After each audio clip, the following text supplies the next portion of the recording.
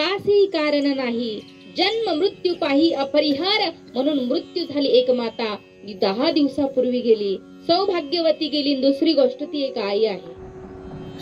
आता आई जिच्या हृदयामध्ये प्रेमाचा मायेचा अथांग असा झरा ओतप्रोत वाहतो, तिला म्हणतात आई. तिचं सारखं प्रेम जगाच्या पाठीवरती कोणीच देत नाही, तिलाच म्हणतात आई.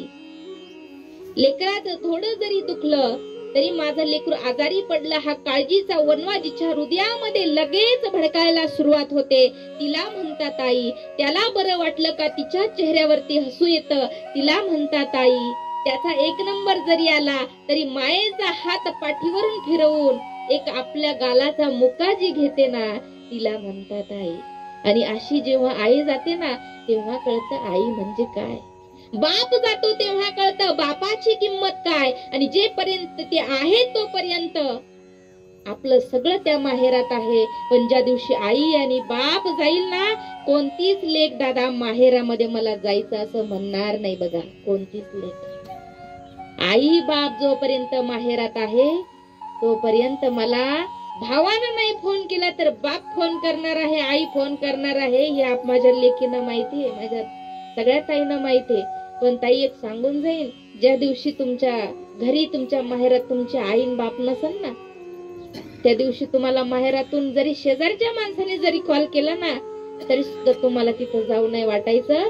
का? तुमच्या मैत्रिणी जर विचारलं का ग तू माहेराला गेली नाही, तर तुमचं उत्तर एकच येणार, जाऊन काय करू. माझ्यावर नितांत प्रेम करणारी माझी आई आणि माझा 80 वर्षाचा काठी टेकत टेकत वाटाला पुढे येणारा माझा बाप आता राहिला नाही. मी कुणासाठी माहेराला जाऊ हे एकच उत्तर त्या लेकीच्या मुखामध्ये असतं. म्हणून ना एक सांगून जाईन बघा, आई बाप आहे तोपर्यंतच माहेरी लेकीचं. भले भाऊ भाऊजे किती प्रेम करणारे असले ना तरी आई बाप नसतील ना लेकीला त्या माहेरात जाऊ वाटत नाही हो. म्हणून सांगून जाईन बघा, आई आपल्या लेकरासाठी काय करू शकते. आणि आपणही बघा आई बापाचा आदर कदर करा, त्यांचा चांगला शेवट करावा हे का मुला मुलीचं कर्तव्य आहे. पण शेवट अगदी सांगून जाईन की आई लेकरासाठी काय, अगदी शांत चित्ताने ऐका बघा, तुम्हाला लगेच लक्षात येईल आई लेकरासाठी काय करू शकते. 6 महिन्याचा गर्भ पोटामध्ये असताना पोराचा बाप गेला, त्या गर्भात असलेल्या बाळाचा बाप गेला. कुटुंबाची जबाबदारी एका आईच्या शिरावरती आली. घरामध्ये दुसरं तिसरं कोणी नव्हतं, फक्त एक आईच होती. काबाड कष्ट करून संसार चालवणारी ती आई, पण आता तिचं एक चाक गळून पडलं होतं. जेव्हा संसार रूपी रथाचं एक चाक गळून पडतं ना, तो रथ पुढे जात नाही, एक चाक गळाला की रथ तिथं जागच्या जागी थांबून जातो. आणि मग रथाचं एक संसार रूपी रथाचं चाक गळाला, ते म्हणजे नवरा गेला. 6 महिन्याचा गर्भ पोटामध्ये होता बघा ताई. 9 महिने 9 दिवस झाले.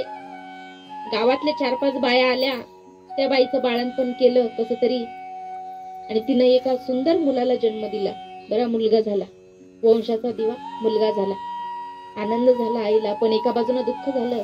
हा माझा मुलगा, हा माझा वंशाचा दिवा बघायला त्याचा